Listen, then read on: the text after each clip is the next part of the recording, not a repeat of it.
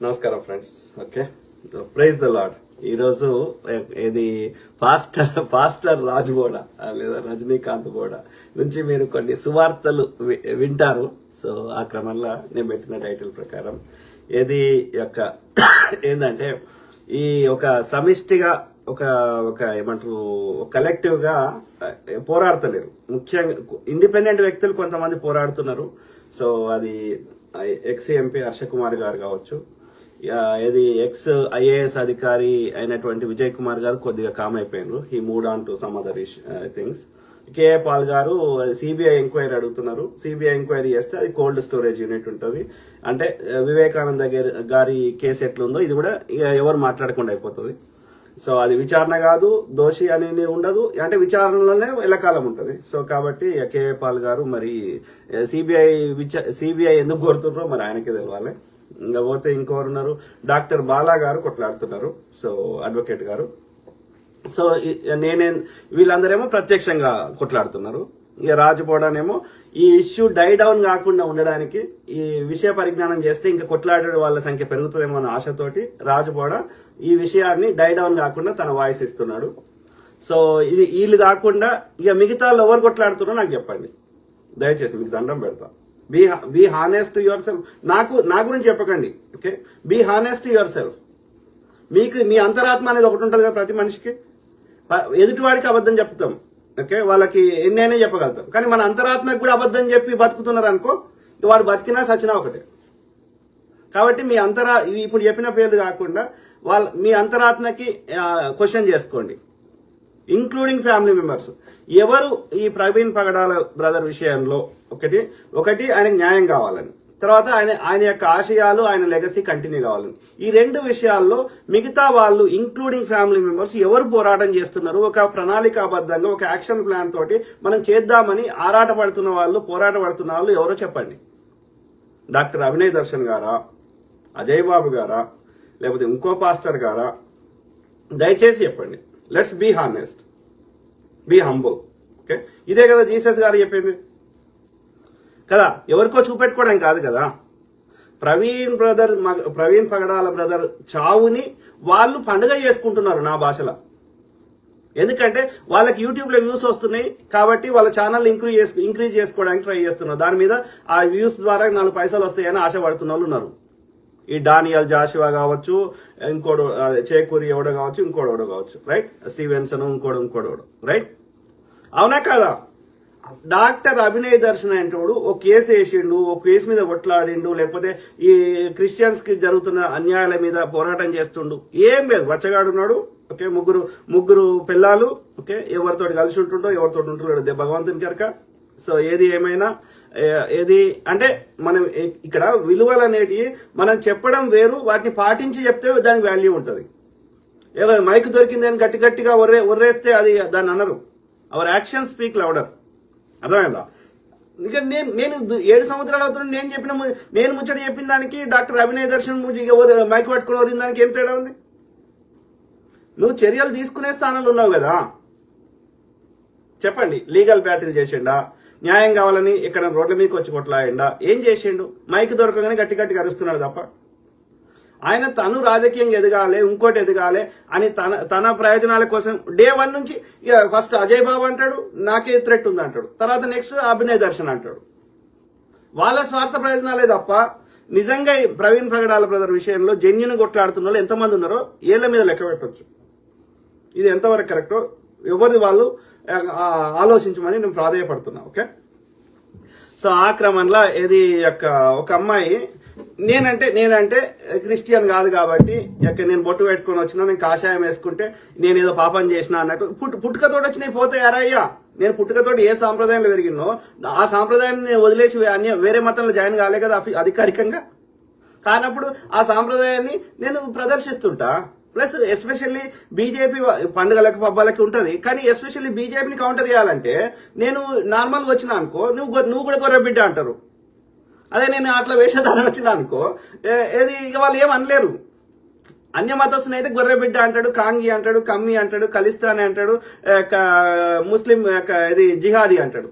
నేను నేను పుట్టుకతో ఈ బీజేపీ పుట్టక ముందు వందల సంవత్సరాలు వేల సంవత్సరాల నుంచి ఏ సాంప్రదాయాన్ని పాటిస్తున్నామో రేపు ఏ కారణం చేత బీజేపీ ఎత్తేసినా అదే సాంప్రదాయాన్ని పాటిస్తున్నప్పుడు యొక్క ఏది మా ఇలవేల్పు శివుడైనప్పుడు ఆ సాంప్రదాయం నుంచి నేను బయటకు వచ్చి అధికారికంగా ఎక్కడ తీసుకోనప్పుడు నేను ఆ సాంప్రదాయాన్ని ప్రదర్శిస్తే తప్పేముంది.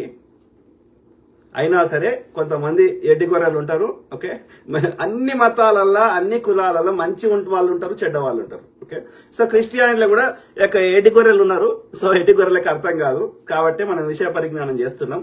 ఆ క్రమంలో నేను చెప్పింది నమ్మకపోయిరా, నేను కాషాయం ధరించిన కాబట్టి.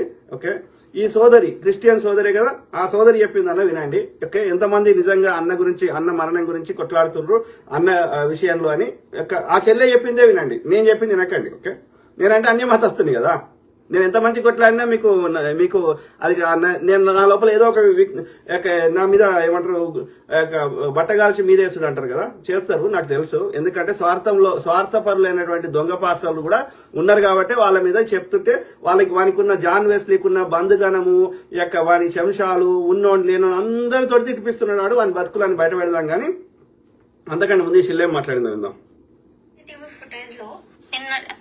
కొన్ని ఎక్స్పోజర్స్ పెట్టి రాత్రి ఒక వీడియో రిలీజ్ చేశాను. సేమ్ అదే షర్ట్ తో అన్న కొన్ని పిక్స్ వీడియోస్ ఉన్నాయి, అవి చూడండి ఒకసారి.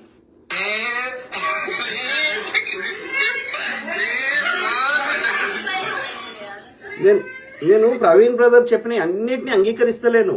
ఓకే, ఐడియాలజీ డిఫరెన్స్ ఉండొచ్చు. డాక్టర్ బాబాసాహెబ్ అంబేద్కర్ గారు చెప్పిన అన్ని 100% నేను అంగీకరిస్తలేను. అది గాంధీ గారు కావచ్చు, నెహ్రూ గారు కావచ్చు, ఇంకెవరైనా కావచ్చు. We fight with the ideology.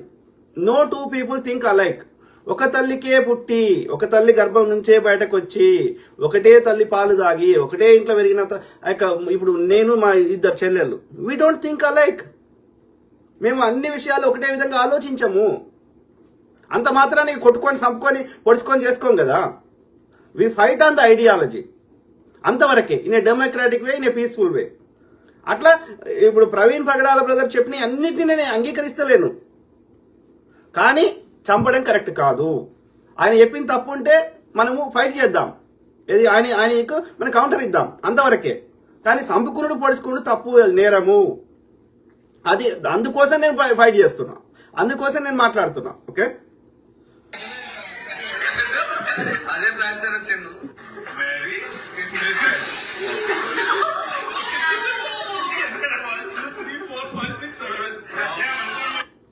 Challan website లో ఉండే ఫోటో చూడండి. ఆయన కాళ్ళు ఎంత లీన్ గా ఉన్నాయి. ఆయన పొట్టిగా ఉంటారు, అంత కిందకి కాళ్ళు ఉండవు. ఆయన ఫిజిక్ అలా ఉండదు. ఈ పిక్స్ లో ఎంత లూజ్ గా ఉంది, ఈ వీడియోస్ లో ఎంత లూజ్ గా ఉంది షర్ట్. ఆయనకు అంత చెస్ట్ లేదు, ఆయనకు పొట్ట లేదు. సో డెఫినెట్లీ ఇది ఒక ఫేక్ యాక్సిడెంట్ క్రియేట్ చేశారు చాలా తెలివిగా. వాడెవడో ఖచ్చితంగా ఒక రౌడీ అయి ఉంటాడు. ఆ టీంలో మేబీ ఒక పర్సన్ అయి ఉండొచ్చు. అప్పటికే హెడ్ లైట్ పగిలిపోయింది కాబట్టి డెఫినెట్లీ 11:30 ముందే ఆయన్ని ఖచ్చితంగా దారిలో హైదరాబాద్ నుంచి కొవ్వూరుకు వస్తున్నారంటే దారిలో ఆయన్ని ఖచ్చితంగా అటాక్ చేశారు. ఎందుకని మొత్తం సీసీటీవీ ఫుటేజ్ అన్ని తీయట్లేదు, పొద్దునుంచి ఈవినింగ్ వరకు ఎందుకు తీయలేదు? అక్కడున్న పాస్టర్స్ కానీ ఎవరైతే పోరాడారో ఎందుకు దాని విషయమై పోరాడలేదు? ఇప్పుడు హార్డ్ డిస్క్ లో మొత్తం అన్ని తీసి మొత్తం మాయించేసి ఉంటారు, ఎవిడెన్సెస్ అన్ని తీస్తుంటారు. ఇప్పుడు కుటుంబ సభ్యులు కేసు పెడితే ఇది అలా ఇన్వెస్టిగేషన్ కి వెళ్తే ఇది ఎక్కడికో వెళ్లి మొత్తం వెనుకున్న శక్తులు వాళ్ళందరూ బయటకు వస్తారని, కేసు కనుక ముందుకు వెళ్తే క్లోజ్ చేయకపోతే చంపేస్తానని బెదిరిస్తున్నారంట. అంటే మనం ఎంత చేతకాలని వాళ్ళ ఉన్నాము. ఈ రోజు ఆయన, తర్వాత నేను, తర్వాత మీరు అవ్వచ్చు కదా.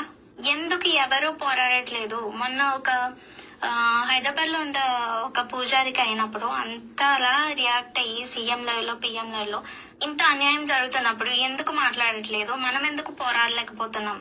ఆ పెట్రోల్ బంక్ మొత్తం రాత్రంతా ఏం జరిగింది తెల్లవారే వరకు గనక ఫుటేజ్లు కనుక తీసుంటే వాళ్ళ బండారం అంతా బయటపడిపోయేది. కానీ పోలీసులు అవన్నీ దాచేశారు కదా. ఇప్పటికే హార్డ్ డిస్క్లు అన్ని అరెస్ట్ చేస్తుంటారు, అన్ని ఎవిడెన్స్ లో వాళ్ళ దగ్గర ఉన్న అన్ని ఖరాబ్ చేస్తుంటారు. అందుకే అంత ధైర్యంగా ఎస్పీ గారు వచ్చి మీడియాకి ఇంకేమైనా ఎవిడెన్స్లు ఉంటే మా దగ్గర తీసుకురని అంటున్నారు. ఎన్ని ఎవిడెన్స్లు ఉండగా నిజాలు మాట్లాడితే చంపేస్తారు. ఇలాగే చచ్చిపోతూ వెళ్ళిపోవాలా?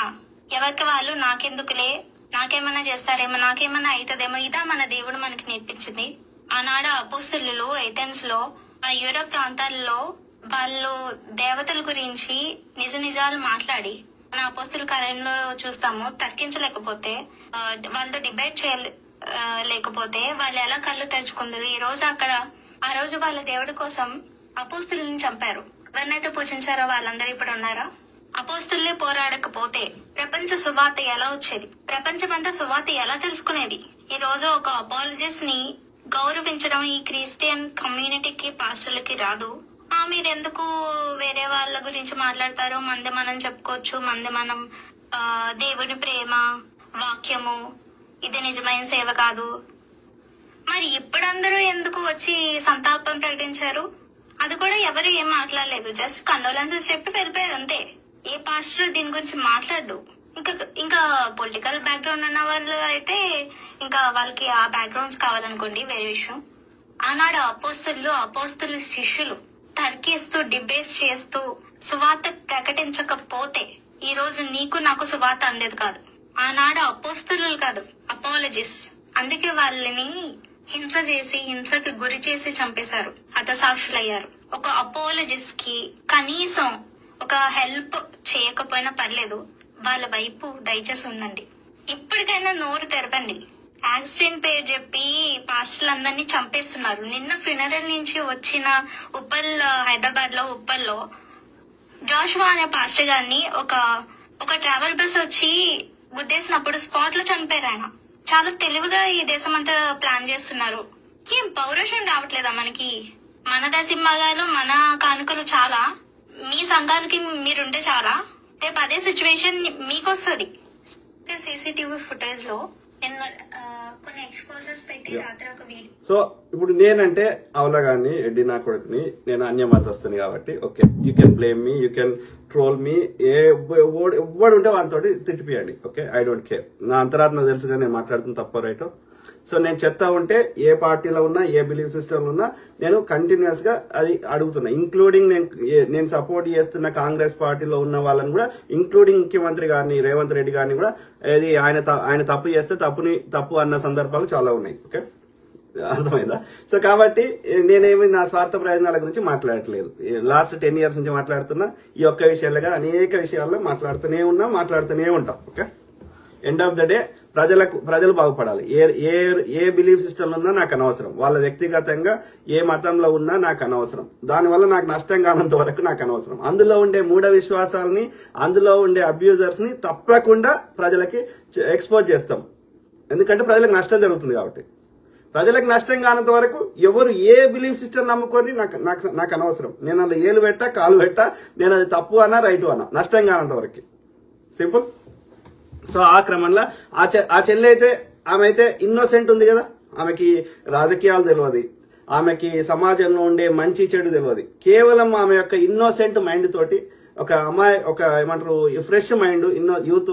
సో వాళ్ళకి ఇంకా ఈ లంగ పనులు ఇంకా అంటే ఒక ఏజ్ తర్వాత అన్ని రకాల మనుషులను చూస్తాం కదా. సో స్వార్థమైనటువంటి మనుషులని, అన్ని రకాల కుట్రలు చేసే మనుషులని. కానీ ఆ అమ్మాయి స్టిల్ ఇంకా లాంగ్ వే టు గో. ఆమె ఇంకా జీవితాన్ని పూర్తిగా చూడలేదు. అంటే చిన్న పిల్లలు దైవంతో సమానం అంటారు కదా. ఎందుకంటారు? అందుకంటే వాళ్ళ మనసు ఇంప్యూర్ కాలేదు ఇంకా. ఓకే, కాబట్టి ఇప్పుడు ఆ అమ్మాయి ప్యూరిటీ, ఆమె చెప్పిన దానిలో అయితే ఆమె ఏదో ఆలోచించో, కుట్ర చేసో, ఆమెకు స్వార్థ ప్రయోజనం కోసం మాట్లాడలేదు. ఆమె జెన్యూన్ గా తన యొక్క హృదయం నుంచి వచ్చిన మాట మాట్లాడింది. అందులో ఏమన్నది ఆమె అన్నదే నేను కూడా చెప్తున్నా కదా. దొంగ పాస్టర్లను అన్నట్టుగా మీరు ఇన్ని అవుతుంటే ఎందుకు నోరు మూసుకుంటున్నారు అని అడుగుతుంది. అపాలజిస్టిక్స్ అయితే ఒక్క పాస్టర్ ఎందుకు మాట్లాడతలేడు? ఈ యొక్క దశమ భాగాలు కానుకలు ఉంటే సరిపోతుందా ఇంకా మీరు అని నేను కూడా అడుగుతున్నా. నేను ఏమంటున్నా, మిమ్మల్ని ఏమంటలేను.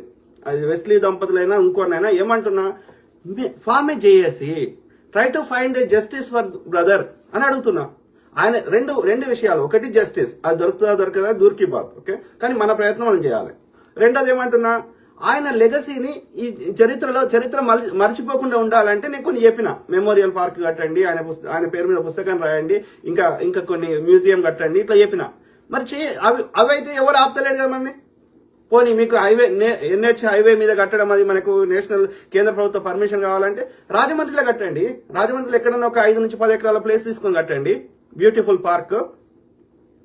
అందులో పెద్ద విషయం ఏముంది? అంటే దానికి డబ్బులు కావాలంటే మీరు ఇప్పుడు ఇన్ని దశమ భాగాలు వసూలు చేస్తున్నప్పుడు 5 నుంచి 10 కోట్లు అడిగితే ఇయ్యరా ప్రజలు? You don't want to do it, you just want to get your own publicity. మీకు పబ్లిసిటీ కోసం అభినయ్ దర్శన్ అరుస్తాడు తప్ప ఏదైనా మీనింగ్ఫుల్ యాక్షన్ తీసుకో అభినయ్ దర్శన్. పొద్దుగాలు వేస్తే అబద్ధాలు చెప్తా అంటే నాతో మాట్లాడింది ఒకటి ఉంటుంది, మీ వాళ్ళ మీడియాకి వెళ్ళి చెప్పేది ఒకటి ఉంటుంది. అది ఇంతవరకు కరెక్ట్? నీ మీద నమ్మకం ఎట్లుంటుంది? దొంగలు తయారయ్యారు. ఆలోచించడం మిత్రులారా.